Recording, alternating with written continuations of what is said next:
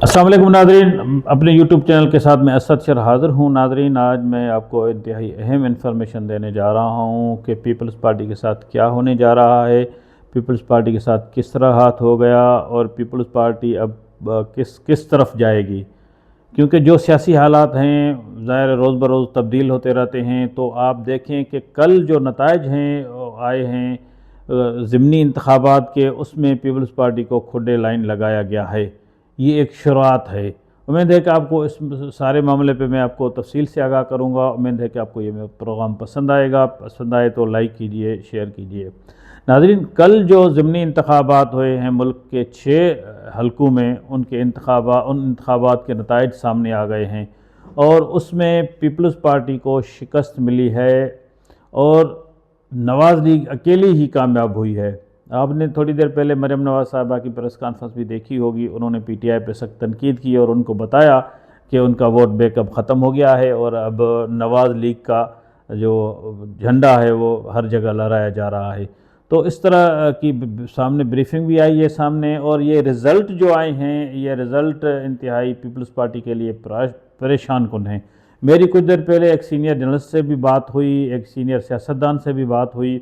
उससे मैंने ये सारे मामला डिस्कस किए। मैंने कहा कि 6 के 6 हलके जो हैं पीपल्स पार्टी हार गई है। मसलन पीपल्स पार्टी कहीं नहीं खड़ी थी, जहाँ भी खड़ी थी तो पीटीआई को भी शिकस्त हुई है। और ये 6 नताइज, जो 6 बंदे जो कौमी असम्बली में आई हैं, इसके साथ करीबन जो है 169 जो मेंबरान हैं, 169 मेंबरान जो हैं नवाज़ लीग के हो गए हैं। और अब नवाज़ लीग को कानून साजी के लिए असम्बली में पीपल्स पार्टी की ज़रूरत इतनी नहीं पड़ेगी।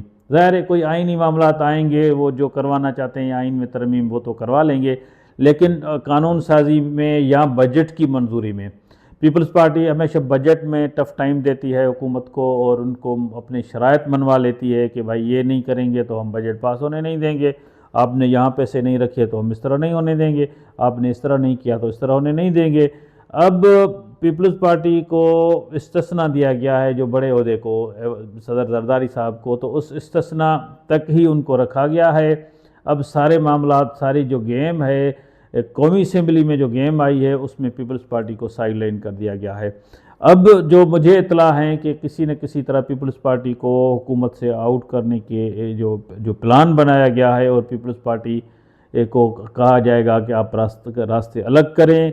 ये नाज़रीन मेरा विलाग आप याद रखें कि किसी टाइम भी कुछ दिनों के बाद, 1 महीने के बाद, 2 महीने के बाद, 4 महीने के बाद पीपल्स पार्टी की जारहाना जो है बैटिंग शुरू होगी और पीपल्स पार्टी कोई सीईसी का इजलास बुलाकर हुकूमत से अलग होने का फ़ैसला कर लेगी। और जो फ़ैसला करवाने वाले हैं वही आपको पता है कि कौन है, क्योंकि पीपल्स पार्टी के मुकाबले में एमक्यूएम को भी कराची में ज़िंदा किया जा रहा है, उसको उसमें रूह फूका जा रहा है, और उसके साथ साथ जमात इस्लामी को भी सामने लाया जा रहा है कि जमात इस्लामी भी सामने आ रही है। तो कराची में भी उनको टफ़ टाइम मिलेगा, इंटीरियर सिंध में एमक्यूएम को लाया जाएगा, तो इस तरह उनको वहाँ तक महदूद करके वफाकी हुकूमत से इनको अलग कर दिया जाएगा। और इस्टबलिशमेंट का कोई जो भी प्लान है वो आगे चलकर पता चलेगा। लेकिन पीपल्स पार्टी के लिए जो ये ताज़ा नताइज आए हैं, ये कोई नेक शुगून वाले नहीं हैं। और जिस तरह, जिस पिच पे, जिस वोटों पे जिस तरह वो खेलती थी, अब वो ज़ाहिर है कि इतना खेल नहीं सकेगी, क्योंकि हुकूमत तो अपनी कोई अहम कानून साजी होगी तो जेयूआई को मिला लेगी, एएनपी को मिला लेगी, 2-4 वोट एमक्यूएम के इनको मेंबरान को वोट मिल जाएंगे। एक मुलाकात पे आपको पता है कि एमक्यूएम भी राज़ी हो जाती है और सारा जो अपना वोट बैंक के मेंबरान है झोली में डाल देती हैं।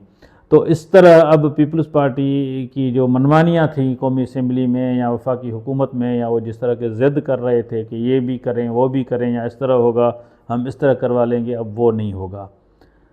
तो पीपल्स पार्टी के लिए कोई अच्छा शगुन नहीं है। उम्मीद है कि आपको ये मालूमात पसंद आई होगी। पसंद आए तो लाइक कीजिए, शेयर कीजिए। शुक्रिया।